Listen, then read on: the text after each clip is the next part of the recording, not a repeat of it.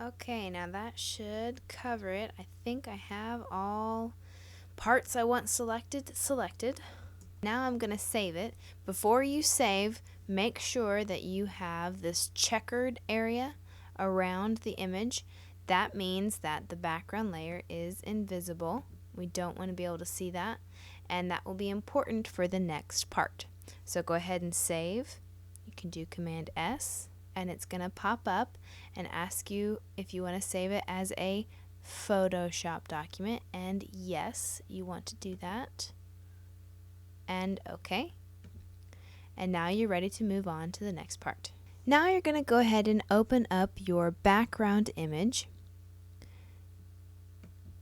It should be a picture of a flower with a butterfly in the background. And you're going to File, Save As, and last name, Cobb Practice, and Final. Go ahead and save it, and you can save it as the same as it comes up to you. Now we have our background image. We're going to go to File, Place, find our subject image, and that would be your Photoshop document. And if you have an icon here, it should have white around the image. If yours looks like this one, then you need to go back in and hide the background layer and save it again. If you have this view, then you won't be able to see that very easily. So if you need to see that, you can go to this icon view and place her in there. I just double clicked her. Now when you put her into this document, she's going to be in transform mode. What transform mode means, again, is that I can resize her. Obviously, if I want her to stay normal and not short and fat or tall and skinny, I have to hold down Shift. What I want you to do is to place her so that she will be standing on one of these leaves.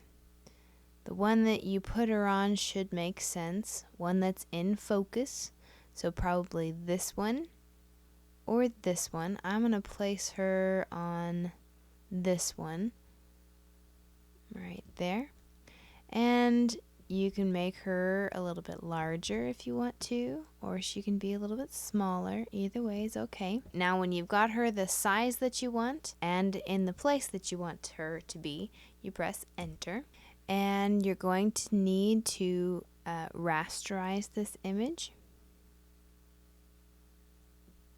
And you do that by right-clicking on the image or Control-click if you're on a Mac, and rasterize. Rasterizing an image makes the image editable.